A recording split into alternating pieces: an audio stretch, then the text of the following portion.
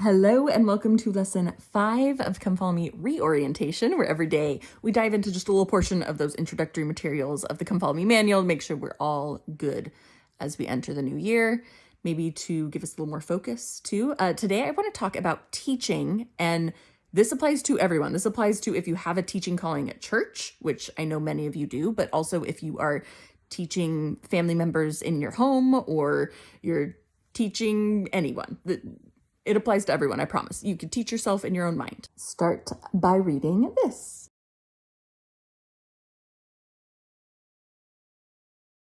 I feel so passionately about this. I know some of you know this, but I got my teaching degree from BYU and I taught middle school.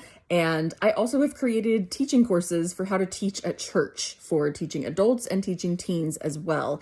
And this is the main core concept that I come back to in my teaching courses and my conversations with gospel teachers all over. And that is, we have to have our own experiences with the scriptures first. It is so common to be really nervous and kind of freak out when you have to teach a lesson, or even if you're just teaching something to your family, like, oh, we're going to do a family night on this lesson. And we immediately start to reach for resources. How do I teach this? Where's the lesson for this? Someone send me your lesson plan. Someone send me this visual aid, right? And we start to kind of panic and we reach for all the things, and then we kind of compile it into a lesson and we make it work. Which is fine. There's great people out there making lesson helps, by the way. I use them too, but we've got to switch the order that it happens.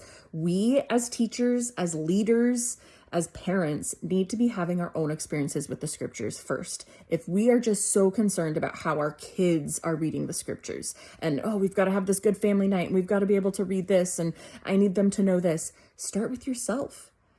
Are you learning it? Are you reading it? Are you loving the scriptures too?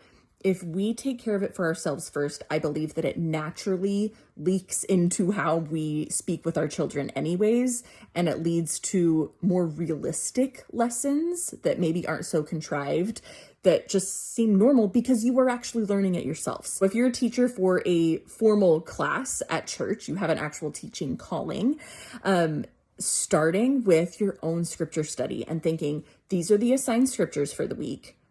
I'm going to read them. I'm going to think about the people in my class. I'm going to pray about them. And I'm going to start my lesson planning from what I just read. And I'm going to think about what verses stand out to me from them. And I'm going to invite the Spirit to be there with me. And then after you kind of have a plan in place, then you can look at the Come Follow Me manual. Then you can look at outside resources too. Then you can reach out for, you know what, I actually need a really good object lesson that's going to catch people's attention for how to show agency. So I'm going to search that up. Go for it. That's fine. But we're reaching out from a place of confidence where we're like, this is what I need. And I'm going to go search for that because I have studied the scriptures that my lesson is based on. And then if you are parents teaching your kids and you're wanting to have family scripture experiences, you study them first if you're teaching the lessons, right? My kids are all young, so we're not necessarily having them teach the lessons yet. But I could see as you have teenagers, then inviting them to teach parts of a lesson or to do family scripture study for that night. And so you would expect them that they would study those scriptures first before they're then sharing them with the family. So you do the same thing. You study them yourselves first. You think about what your family needs, what verse your little kids are going to want to just read over and over again, because really it's just one verse that's going to stick with little kids, right? It's like the analogy with the oxygen mask on the airplane. They're always going to tell you, put the oxygen mask on yourself before you put it on the person next to you, no matter how much you love them. You've got to have it first before you can actually help them. And I just believe that totally comes true when it comes to teaching, both at church and at home.